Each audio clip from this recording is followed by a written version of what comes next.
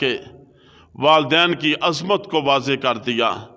اور فرمایا الجنت تحت اقدام الامہات کہ ماں کے قدموں کے نیچے اللہ نے جنت کو رکھ دیا اور باپ کو جنت کا دروازہ بنا دیا۔ آج جنت کی تلاش میں تہجد گزار صبح سویرے تہجد پڑھتا ہے، نمازی پنجگانہ نمازیں پڑھ رہا ہے، حافظ قرآن پاک کی تلاوت کر رہا ہے، حاجی حج بیت اللہ کر رہا ہے، اور جو ہے سخی جو ہے اللہ کے راستے میں مال و دولت کو تقسیم کر رہا ہے۔ مقصد سب کا کیا ہے کہ میرا اللہ راضی ہو جائے اور مجھے عظیم الشان جنت، جہاں انسان کو ہمیشہ ہمیشہ کا چین اور سکون ملنے والا ہے، جو ہمیشہ ہمیشہ کی جہاں زندگی ملنے والی ہے، جہاں ہمیشہ ہمیشہ کی جوانی ملنے والی ہے، جہاں ہمیشہ ہمیشہ کی جو ہے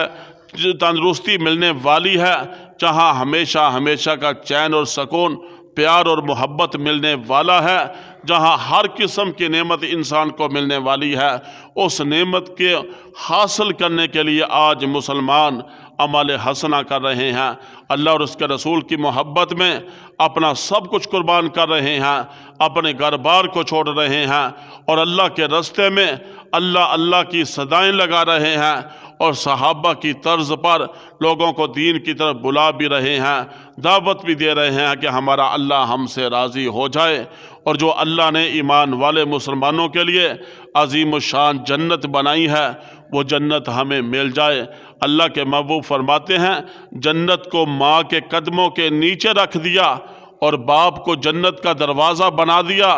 اگر کسی نے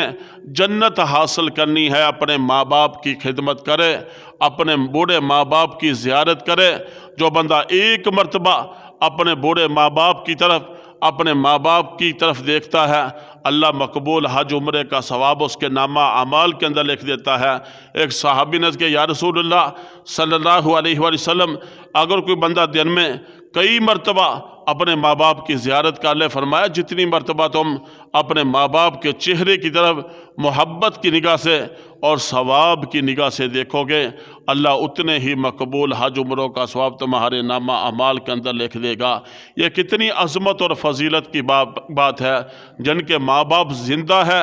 اور ان کو توفیق ہو گئی اپنے ماں باپ کی خدمت کرنے کی، ماں باپ کی انہوں نے دعائیں لے لی، ان کو اللہ نے جنت عطا کر دی۔ ماں باپ کی خدمت کے اندر میرے اللہ نے جنت کو رکھ دیا ہے۔ اور وہ کتنا بد نصیب ہے جو ماں باپ کے بڑھاپے کی حالت میں ماں باپ کی نافرمانی کرتا ہے اور ماں باپ کی خدمت سے محروم ہے، اس کے لیے بہت بڑا نقصان ہے، بہت بڑا نقصان ہے۔ اللہ تبارک و تعالی نے ماں باپ کو اتنی عظیم فضیلت عطا فرمائی ہے۔ ہمارے چیچا وطنی کا ایک واقعہ ہے، علماء نے کتابوں کے اندر بھی لکھا۔ اس دور کے اندر ایک ماں باپ کا، بوڑھی ماں، اس کا اکلوتا بیٹا ہے نافرمان۔ اس دور کے اندر سینما ہوا کرتے تھے، سینما کے اندر رات کے وقت وہ وہاں کوئی شو دیکھنے کے لیے جاتا ہے۔ جب آتا ہے، سردیوں کا موسم ہے، سخت سردی ہے، بوڑھی ماں ہے، لاٹھی کے سہارے جب بیٹا گھر سے باہر ہوتا ہے، ماں ساری رات دروازے کی طرف دیکھ رہی ہوتی ہے کہ کب میرا بیٹا آئے گا، پتہ نہیں میرے بیٹے نے کھانا کھایا ہے کہ نہیں کھایا، پتہ نہیں میرے بیٹے کی کیا حالت ہے۔ ماں کا دل تڑپتا ہے، باپ پریشان رہتا ہے۔ جب آدھی رات کا وقت ہوتا ہے،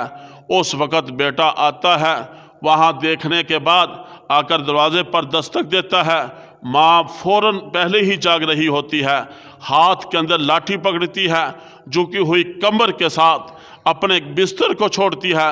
دروازے پر جاتی ہے، جا کر دروازہ کھولتی ہے۔ جب دروازہ کھولتی ہے اور ایک بات کہتی ہے کہ بیٹا جلدی آ جایا کرو گھر کے اندر، مجھے بڑی تکلیف ہوتی ہے، سردی کے موسم میں،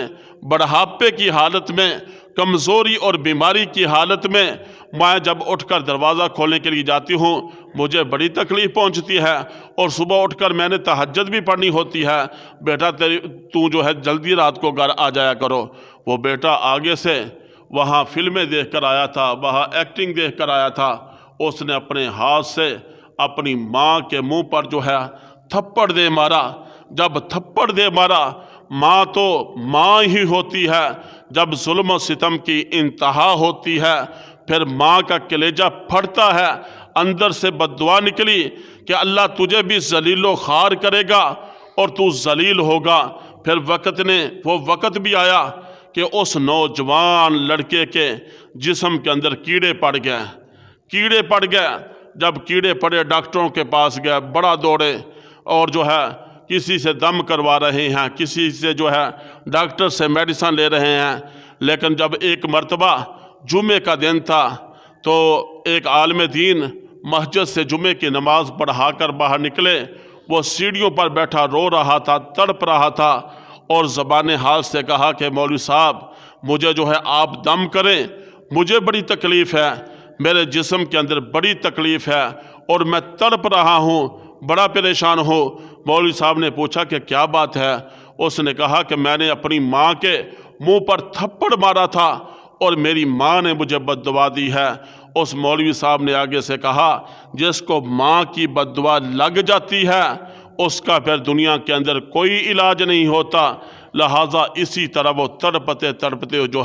دنیا سے چلا جاتا ہے۔ یہ کیسی وفا ہے، یہ کیسی ماں باپ کے ساتھ محبت ہے کہ ماں باپ جنہوں نے بچپن کے وہ دن بھول جاتے ہیں ہم کہ وہ ماں باپ سردیوں کی راتوں میں ماں خود گیلے بستر پر سونا پسند کرتی ہے، اپنے بچے کے لیے، اپنے معصوم کے لیے سوکھا بستر پسند کرتی ہے، وہ راتوں کو ہم بھول جاتے ہیں۔ ماں باپ بہت بڑی نعمت ہے، ماں باپ بہت بڑا سرمایہ ہے۔ ماں باپ کی جو خدمت کرے گا اللہ اس کو جنت عطا فرمائے گا۔ ماں باپ سے جو دعائیں لے کر گھر سے نکلے گا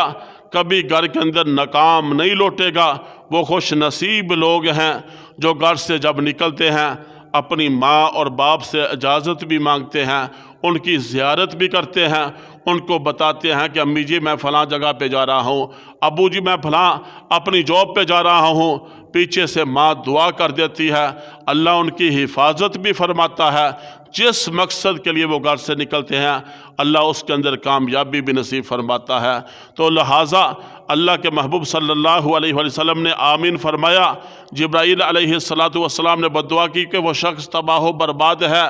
کہ جس کی زندگی کے اندر اس کے بوڑھے ماں باپ بڑھاپے کی حالت میں پہنچ جائیں